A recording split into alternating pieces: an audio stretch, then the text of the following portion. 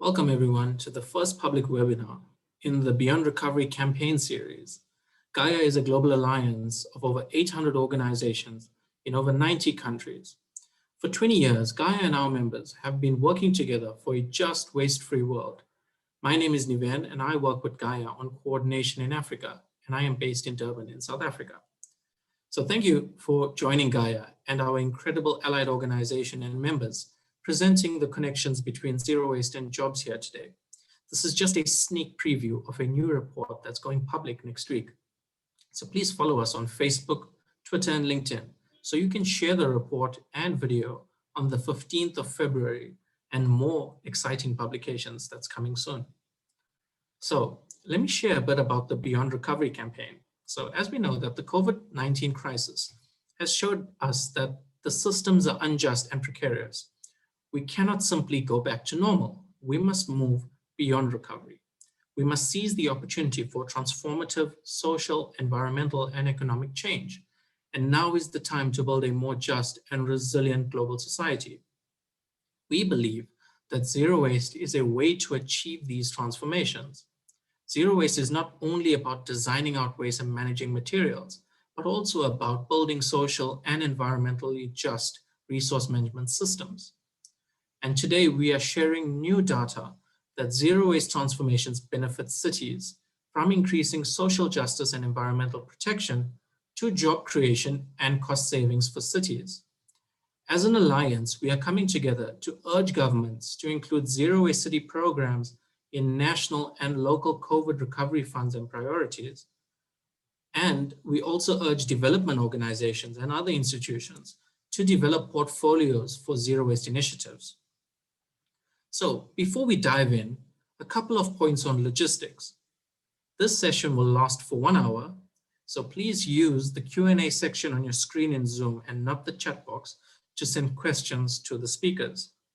If you experience technical issues in Zoom, you may connect with our technical support team with us today through the chat box. And today's session is going to be kind of like a talk show style discussion.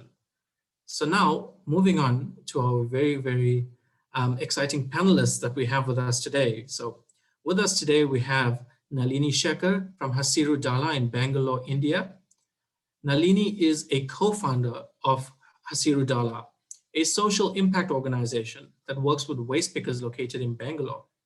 Her passion is to restore the dignity of workers in the unorganized waste sector and improve their access to predictable livelihoods and social security for their families. Nalini has trained several hundred waste pickers about new ways of solid waste management and helped develop their skills to become waste management professionals and make them micro entrepreneurs. Thank you for joining us today, Nalini. We're very happy to have you with us.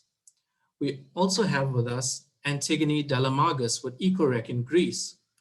Antigone is based in Greece and has over 20 years experience in the field of sustainable waste management at the local, national, and international levels. She is the director of the Ecological Recycling Society, a national NGO in Greece, promoting waste prevention, reuse, and recycling. At the European level, she is a board member of Zero Waste Europe and has been a board member of the Network for Reuse and Recycling EU Social Enterprise Network for 18 years and is honorary president of the network. We're also very excited to have you with us, Antigone. Thank you for joining us. And finally, we have with us Miko Aliño with GAIA, and Miko is a contributor to this Zero Waste and Jobs report. Miko is GAIA's Asia Pacific Program Manager and is based in the Asia Pacific office in Quezon City, Philippines. He has worked with various development and environmental organizations in the past 15 years, focusing on urban poor and climate change issues. As always, great to have you with us, Miko, on these webinars. So let's get started, and let's start with getting to know you, Nalini.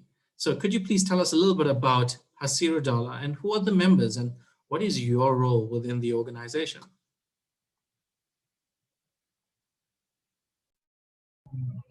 Thank you. Yeah, my name is Hasiru Nalini Shekar, and Hasiru Dala means in Kannada green force. 10 years ago, we really felt We used to call them green collared workers. Of course, now you call them as the green jobs and green entrepreneurs. So 11 years back, actually, we started working with waste pickers in Bangalore. Before that, I have worked in Pune for many years. However, when I came to Bangalore, we really felt that there's a lot of discussion happening on decentralized waste management. And if you have decentralized waste management, as today's webinar, there are a lot of jobs. If you don't organize and skill the workers, there is no job. So that's how I started. And I'm the co-founder of Hasiru Dala. We also have a enterprise called Hasiru Dala Innovation. So Hasiru Dala works with about 26,000 families across 26 cities within the state and a couple of other states also in India. And our job is to train and skill and make sure that in the formal solid waste management, there is a place for waste pickers. So I'll stop there. Yeah.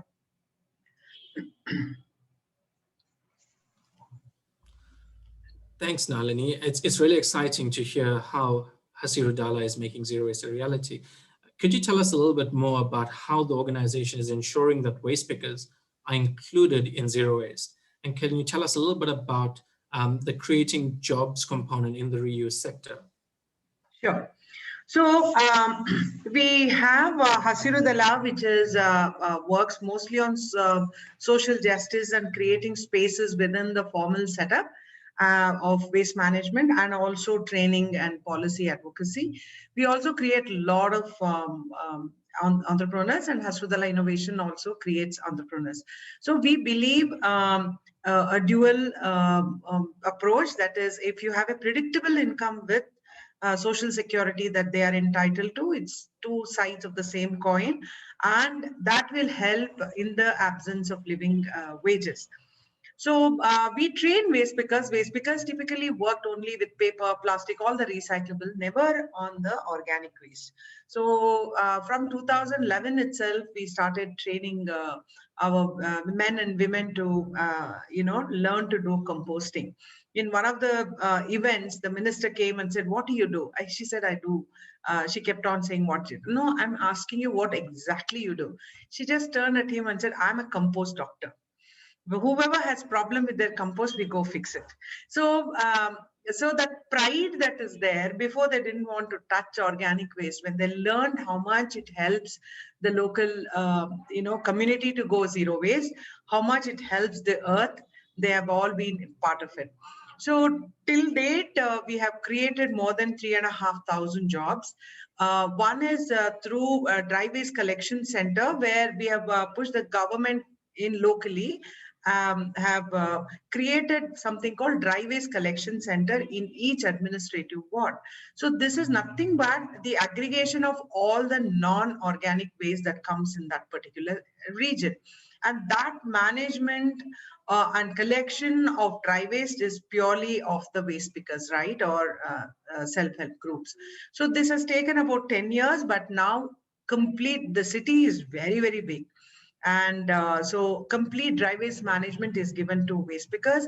At the same time, we have made them an entrepreneur. This is an entrepreneurial model, because we really felt every day you can't worry about whether this person has come, this person has not come, how do we fix? But when you have one of the waste pickers as an entrepreneur, he knows his community. If there is somebody going on leave for 3 days, he can bring people, because the more waste he gets, the more segregation he does or she does, and they get more money. So there is also a self-interest. But now the citizens really have recognized them, and many of our waste pickers go to large institution to train about waste management and zero waste. And they articulate extremely well. We don't have to be representing everywhere. There are citizens who go to them and say, "Please, can you help me how to address my area problem?"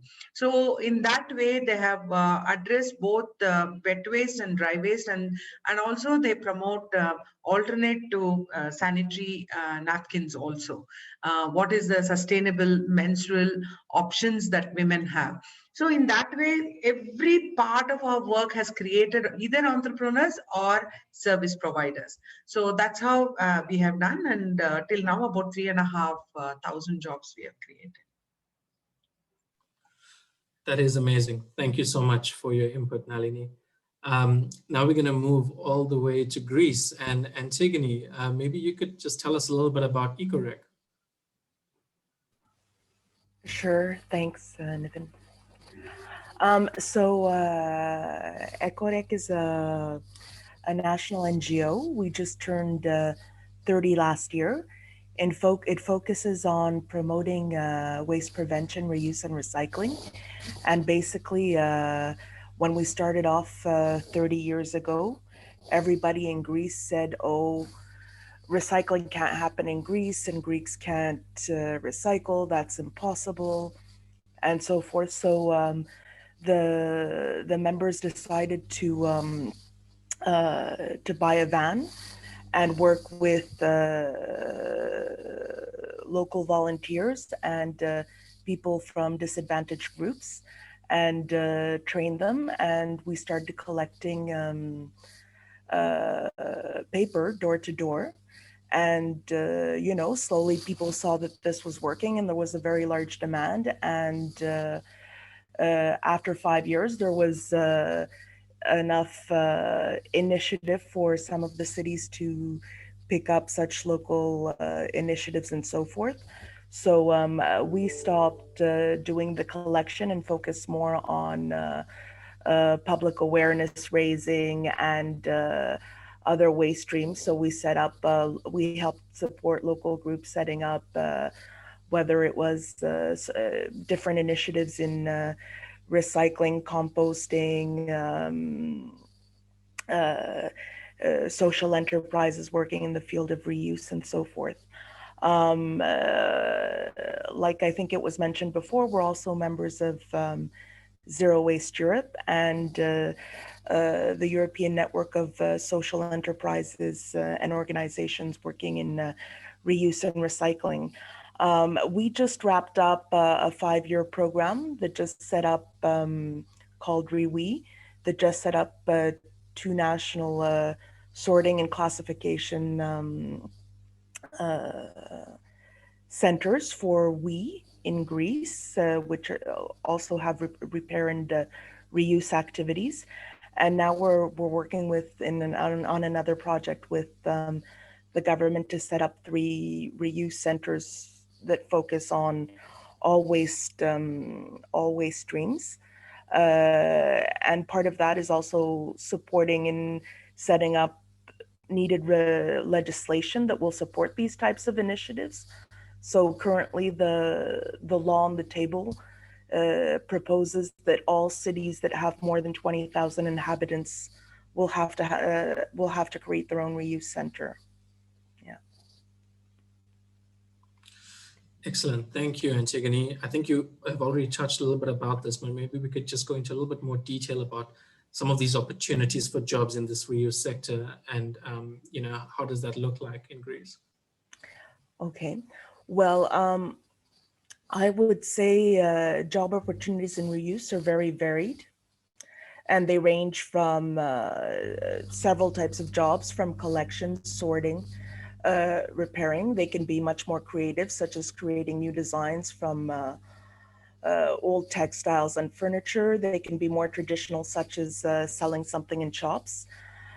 Predominantly, the most common waste streams we see, at least across Europe, is textiles, furniture, waste of electrical and electronic equipment, books and records, bicycles, and other small household goods.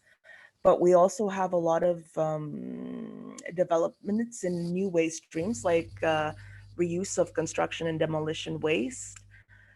We have new fields and economic models, such as, shifting to services.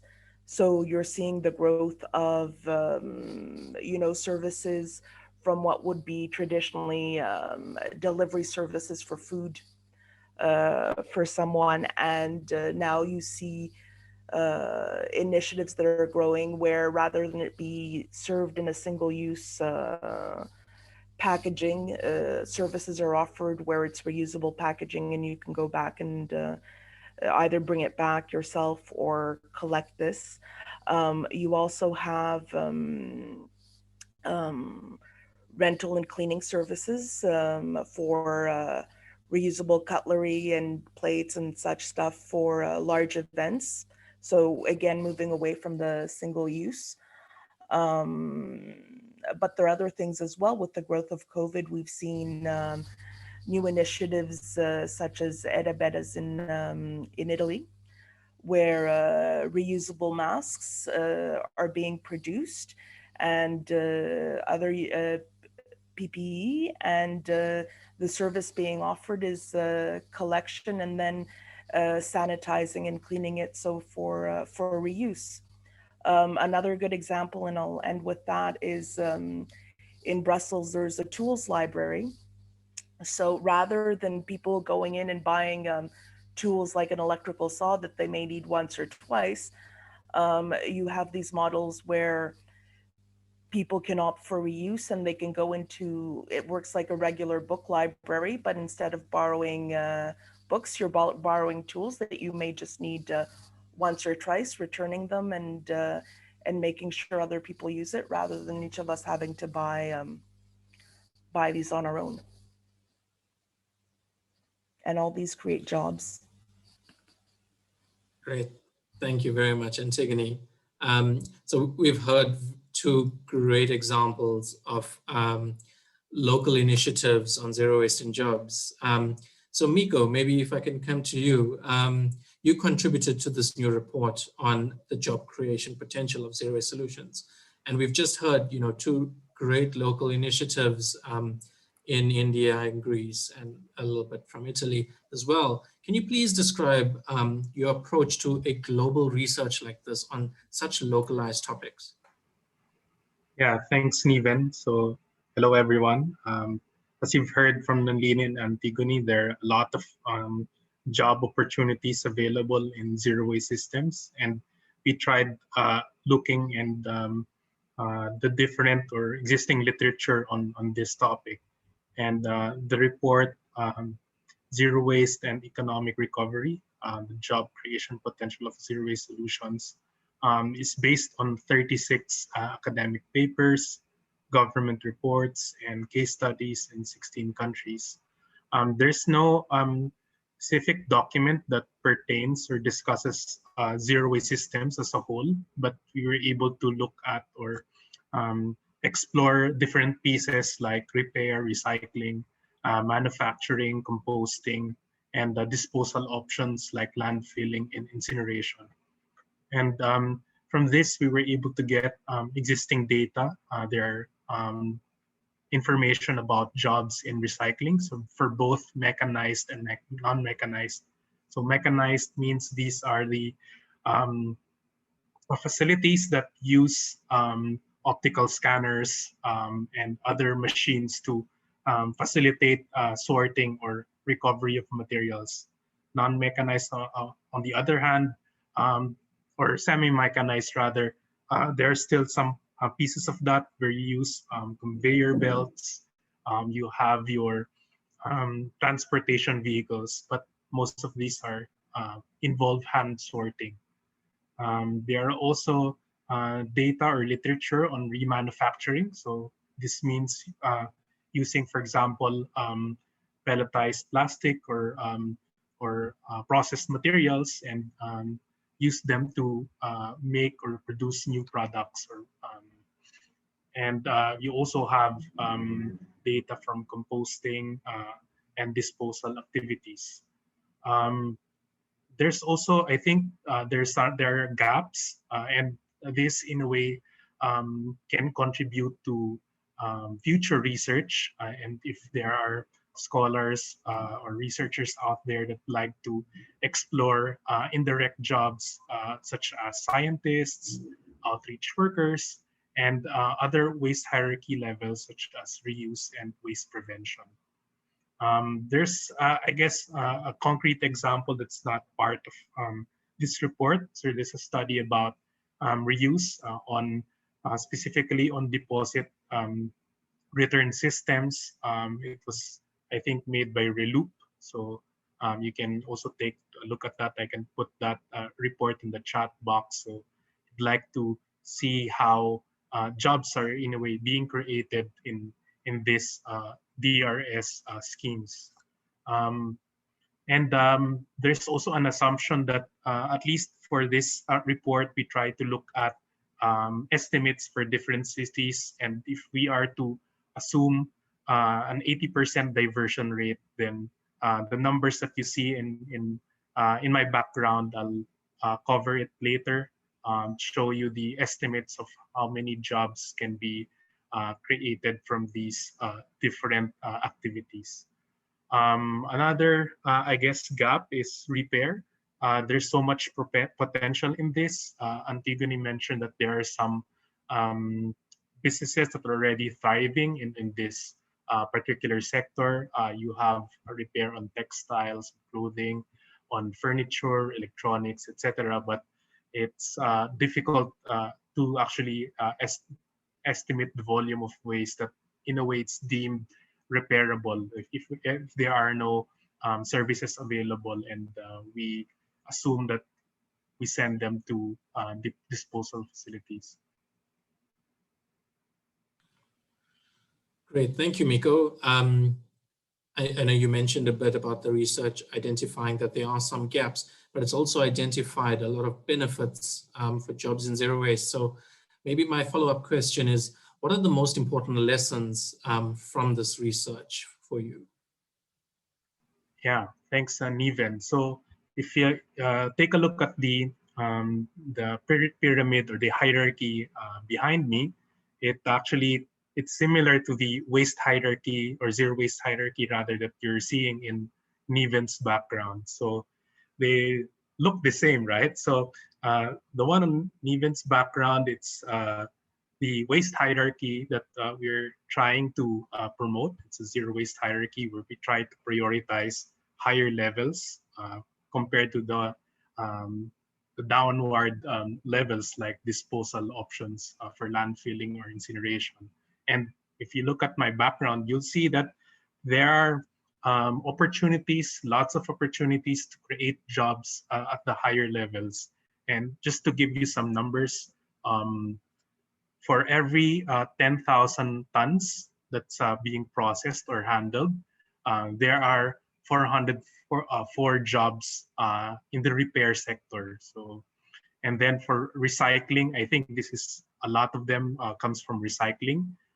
For semi-mechanized activities, you have 321 jobs for every 10,000 tons.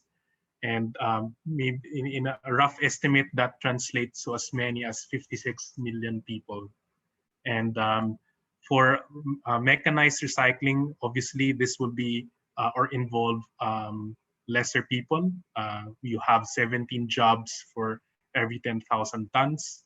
But of course, this requires a lot of machinery or facilities that are used for glass grinding, processing, pelletizing, and collection. For remanufacturing, so for example, if you're producing new bottles using recycled content, the estimates show that there are 51 jobs created for every 10,000. For composting, it's 6.6.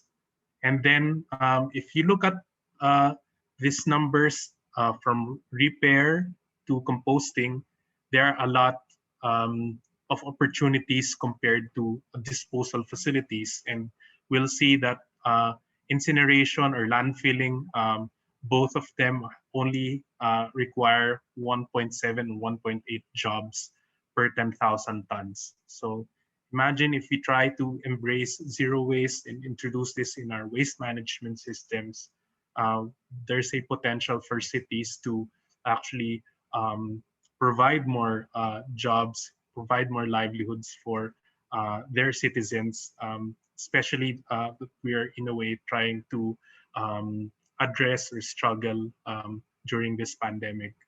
And if I were to, in a way, sum it up, we'll see that the most polluting approaches like incineration or landfilling create less jobs. And of course, conversely, you'll see most of the jobs are created where we try to recover as much material as possible.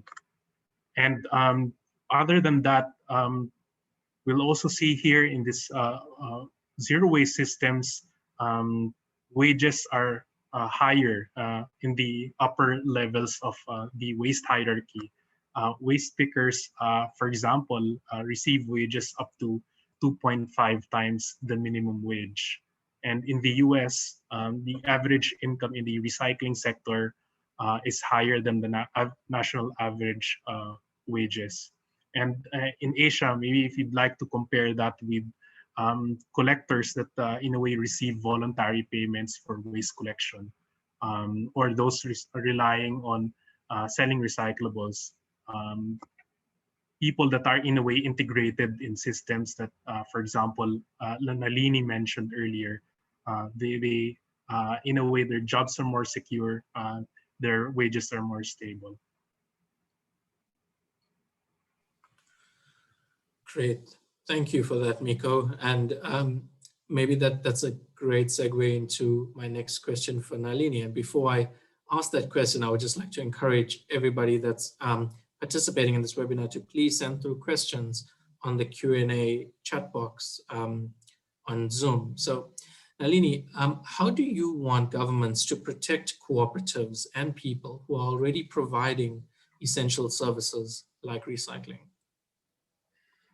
So a couple of ways. First of all, they should be recognized by the law. And when they are implementing zero waste policies, they have to be legally recognized and introduced. So that is what has happened in Bangalore. So in 2016, one of our sister organizations was in the drafting committee of the law, which defined for the first time who are waste picker informal workers, and that they have to be included. Then came to Bangalore, and in last year, that is 2020, mid 2020, the bylaws of the local government embraced that, and Karnataka government, and especially the city we work with, has always been very open to integrating waste pickers since 2011. So that's why the 2016 law made sense, looking at our models. So creating this enabling environment is first thing, by law and by policy. The second thing is actual protecting.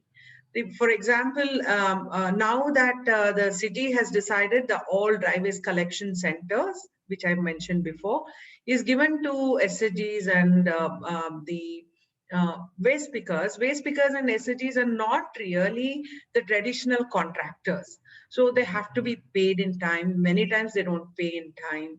And last 1 week, we have seen that there is a lot of backlash, and 5 of our dry waste collection center was burned down by people who don't like this system, because decentralized system means less corruption, less, more transparency, and also locally managing the waste means very little money for people who always, bribed.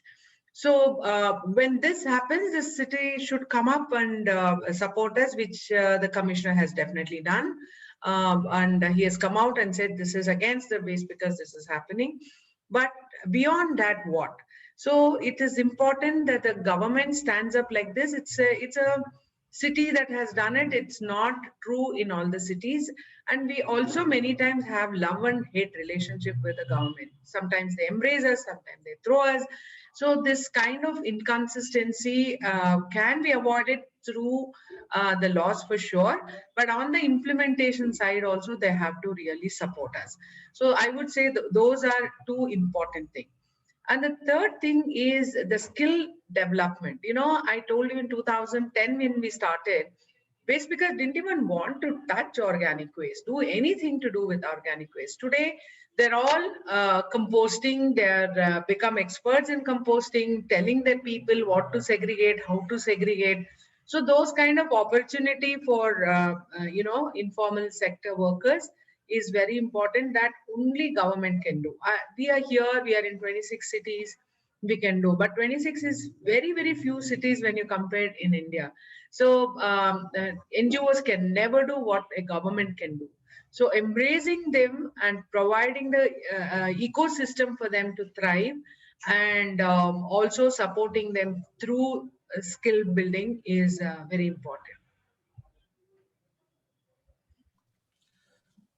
Excellent. Thank you very much, Nalini. And maybe Antigone, if I can come over to you now. What do you want cities to know about these opportunities for reuse jobs? And why would you say that reuse is so critical to zero waste? I would say, I think Miko touched on the main, some of the main points that compared to any other type of waste management option, reuse produces such a much larger amount of job creation and local job creation that at least on that level it can't compete. The average numbers in Europe vary, but it's, for example, for if you're opting for incineration, for every 10,000 tons of goods, that creates on average one job. In landfilling, around 6, recycling around 30 to 36, and then reuse potentially can create, depending on which waste stream you're looking at, 296 jobs in Europe. So, and this is not taking into account the collection. This is just after collection. Another point I would say is that all these jobs are local jobs. They keep products locally. It supports the local economy and the local environment. So you have wins on a social level, on an economic level, and on the environmental level. It extends product life cycles as well. And it also has added social benefits. In Europe, traditionally, reuse has been a great field where people where people who are distanced from the labor market can be trained to develop new skills. It also is a way that lots of local cities use to provide high quality, low price secondhand goods to local residents who otherwise wouldn't be able to afford them.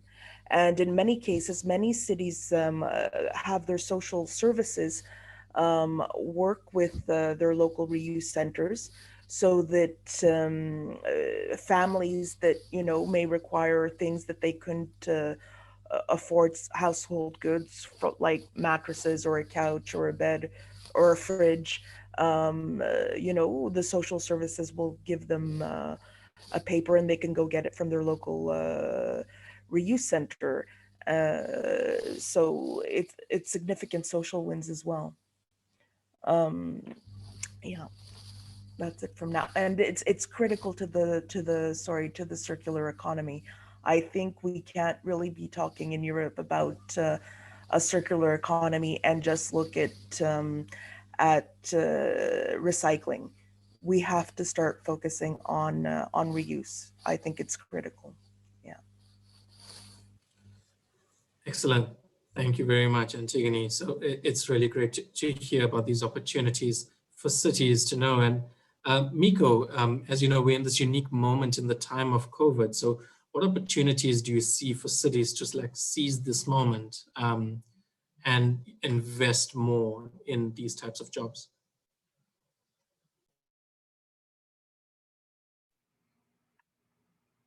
Yeah, thanks, Niven. So this is a critical moment for creating jobs, especially in the time of COVID, and to ensure that people are not left out, and informal recyclers are included in working with the labor movement to ensure society is doing right by these essential workers.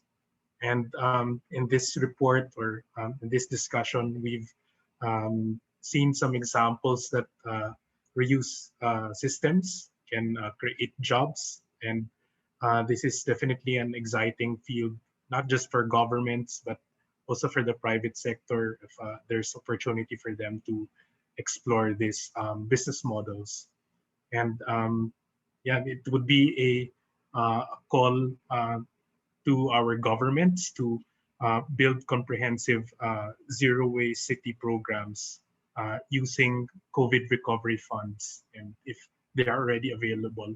If not, then it's also critical for practitioners and other members of the private sector to also try to influence governments and making sure that recovery funds also includes job creation for frontliners, just people working in the waste sector. I guess lastly, our main recommendation is, of course, making sure that jobs are prioritized, whether it comes from the repair, remanufacturing, composting, so that in a way we're uplifting the lives of these essential workers. Great, thank you, Miko. And that concludes my questions for our panelists. And we're now going to go over to take some questions from the other attendees. And I've noticed that a few of these questions have already been answered. So thank you to our panelists for answering them by text. But we can answer a few of them live because we still have quite a bit of time. So we have a question here. What do the panelists think about industries or manufacturers slightly moving towards plastic packaging from glass or metal?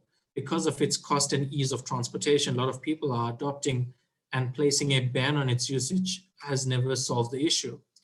In addition to this, what should be the role of government and corporates along with social purpose organizations to solve solid waste? So Nalini, would you like to answer this question? I know you have indicated it here. Yeah. Yes. So, it's a very complex issue, and also there are many materials other than just glass and, going away.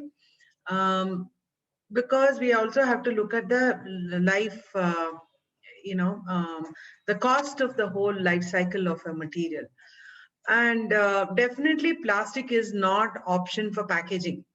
We have seen the whole the plastic that has, the foil doesn't work at all. We get about 50 tons we can collect in one day. In the city, we cover about 30% of the city. This is not going anywhere, either to cement cliffs or to landfill.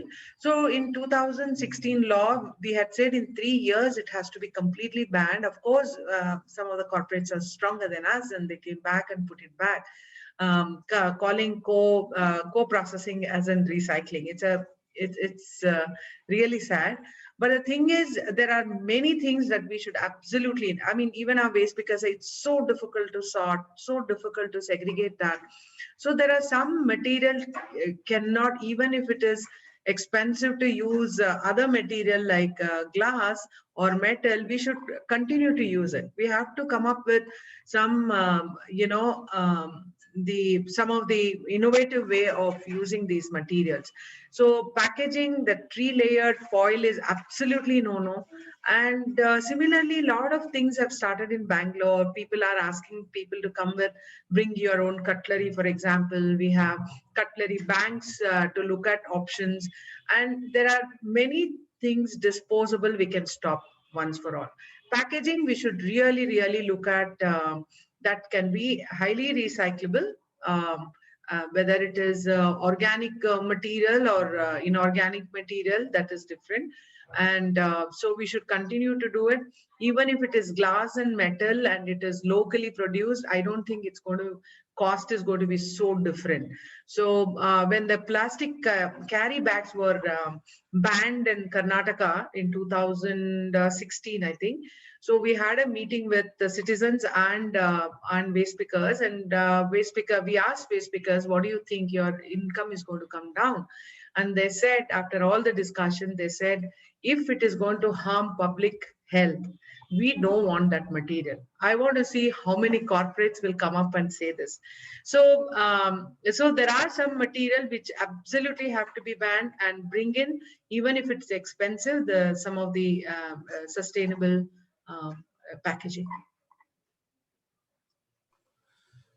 Excellent. Thank you, Nalini. That was a really comprehensive response. Does any of our other panelists want to add to that before we move on to the next question? I can add shortly here. In regards to reuse, I think in Europe we're working very hard to make sure that things are made more durable and more reusable. Whether it's products, so to make sure things are more repairable, or whether it's refillables and such. So I think Nalini covered a lot of the points that we shouldn't be moving towards single-use plastics. We should be moving away from them. And we're working a lot on making sure that there's eco-modulation fees incorporated into the producer responsibility fees that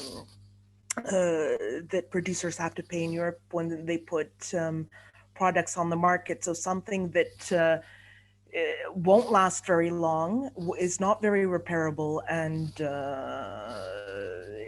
is not made from reusable or recyclable materials would potentially cost them more to take back than something that would be more eco-friendly. Yeah.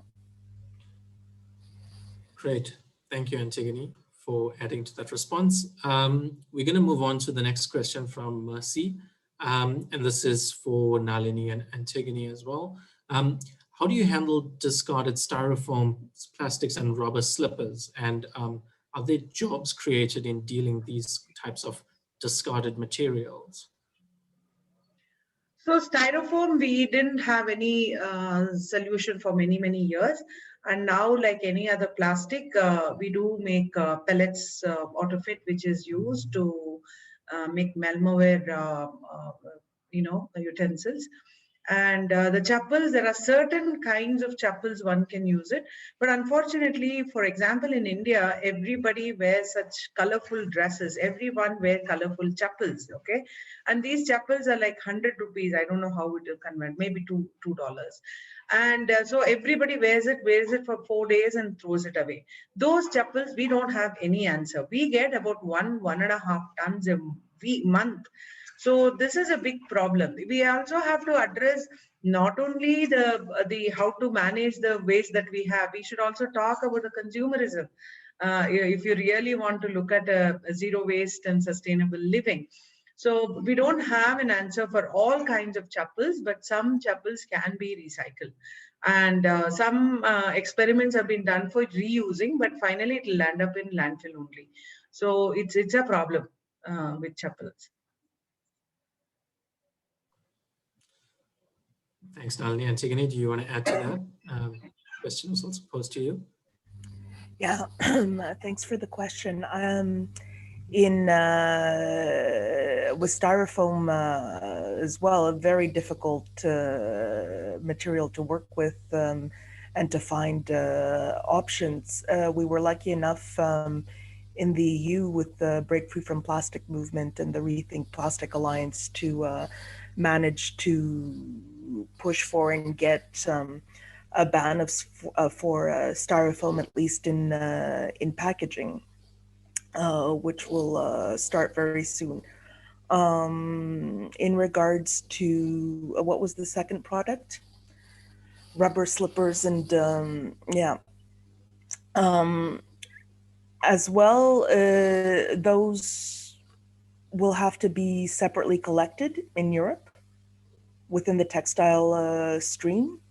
But really the only thing we found to do with them is that if they can be reused, to reuse them. If not, they need to be to look at other options. I have nothing super imaginative for those, but if anyone else out there does, please feel free to share.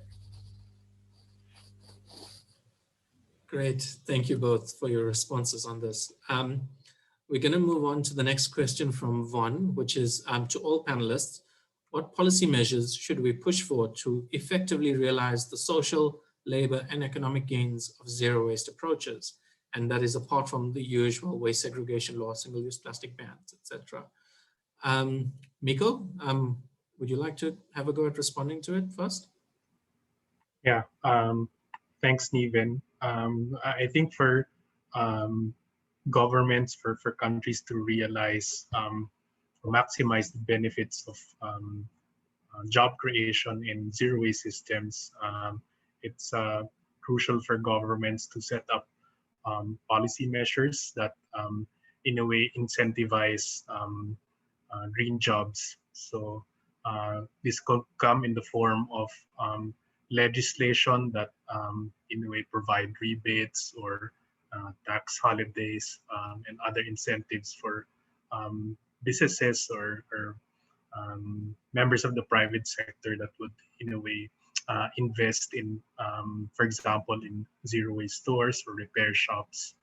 And that I guess would also include if, for example, our waste management plans could also include components or figures about job creation or job opportunities whenever cities plan out their waste management plans for 5 or 10 years. So I think this is something that I think I haven't seen yet in governments, but there are some, in a way, proposals that, in a way, try to put incentives towards models that promote green jobs.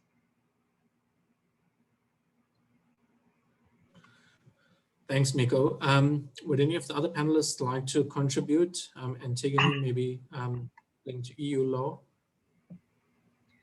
Yeah, I mean, I think this particular question deserved 2 days workshop.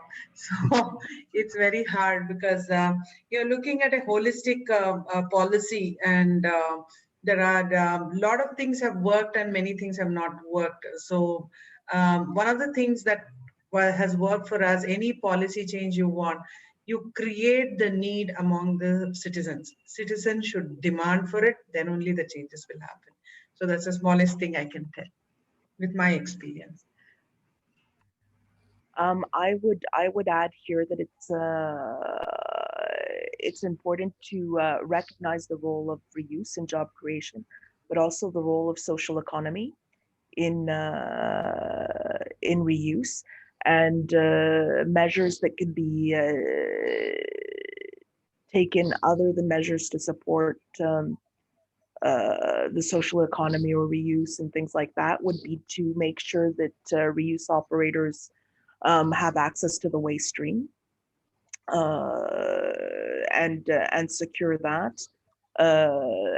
But there are other legislative measures that have been taken in Europe and that have been working. For example, you have reduced VAT rates in some places so reduced taxes for repair services. You have procurement in public procurement that requires looking at more reusable options and so forth. So like I would agree with Nalini, this requires an entire different workshop because it's so wide, the measures that have been taken and can be taken. Great, thank you everybody for your responses here. We're going to move on to our next question, which is from Moses Norman Garcia. And if I understand this question correctly, it's, you know, since single-use plastics have become a major source of solid waste in food and household packaging, and we've already discussed some of the policy measures for reduction, can you cite specific job opportunities to address this type of waste? So even though we identify that single-use plastic is, you know, there's different ways that we need to reduce it, in terms of the management of it, are there job opportunities to address it? And it's an open question. Miko, do you want to?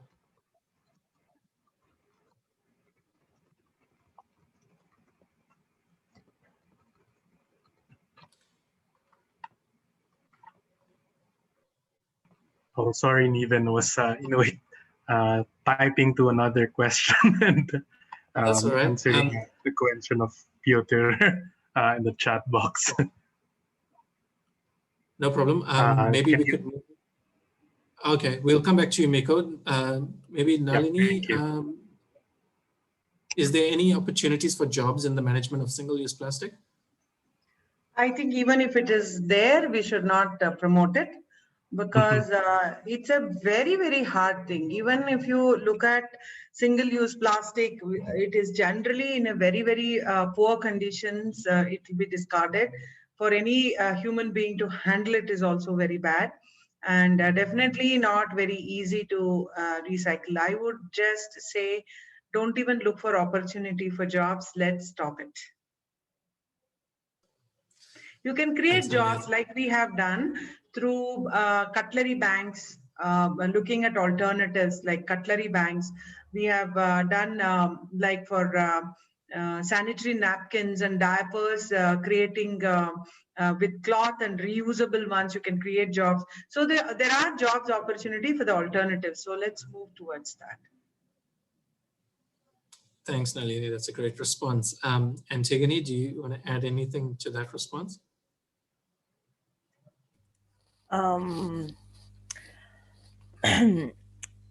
Yeah, I mean, that being said, I would opt for reusable options rather than single use. I think there are more job creations there. I mean, if the specific question is to say, what job opportunities are there to in single-use plastics, I would say, I mean, separate collection, making sure it's as clean as possible and collected, you know, higher up the source as possible, because you'll get a better price for it. But I would say I mean, there are so many other job opportunities further up the waste stream. You know, what can I say? I would say, you know, look at other options, and if they're not, then try to get the highest quality as possible. Great, thank you, Antigone, and thank you, Miko, for responding to questions coming in on the chat as well. We're going to take one last question since we're running out of time, and this is a question from Mamta, and this is to Nalini. To tame the consumerism, do we need policies on waste disposal, like unacceptable waste? You need to manage your waste. Yeah, we can try that, but it's not very popular. So your waste is your responsibility is the language that Karnataka government, that is our state government, is using it. And for especially for the bulk generator, they are saying you manage your own waste, we will not pick it up. And some cities in Kerala don't collect organic waste at all. Everybody has to do it. But it comes with a lot of other challenges. I have heard people, if they don't know how to manage it well, the government should invest in training, monitoring, hand-holding such efforts. Then people start saying, oh, there are so many rodents and all that kind of thing starts. So I would love it if people can take care of their own waste. But there are certain ways definitely we cannot take care. You cannot take care of plastic in your home. You cannot take care of metals in your home. Definitely, you can take care of your organics. There is no issue at all. But politically, it is not very popular. And economically, the guys who are making money with the contracts are not happy. So it requires a lot of guts to introduce that, and Kerala government has done it. So it's not impossible, but it's not popular. Great, thank you very much, Nalini, and thank you to all our panelists for your responses on this Q&A session. And thank you for everybody that's attending for sending in those questions. We've received quite a bit of questions, and unfortunately, we're not going to be able to get through all of them, but we have noted them down and we'll try to respond to them by email. So once again, I'd just like to thank Nalini, Antigone, and Miko for sharing your excellent expertise today on this topic. And we hope that everyone watching is even more inspired to take action for zero waste as part of building a more just and resilient global society. We hope that you will share the recording of today's session. It will be posted on the GAIA website, Facebook, and YouTube. And just a reminder that this report is coming out on the 15th of February. You can now try to think about how you can share this report with decision makers in your government and others who will be excited about the opportunities for job creation and stronger social fabric through zero waste. Remember to follow GAIA on social media to learn and connect more with others in the movement. It's GAIA Global on Facebook, GAIA Global on Twitter, and GAIA Global on LinkedIn. Thank you again for joining us today, and take care, everybody. And thanks again to our panelists.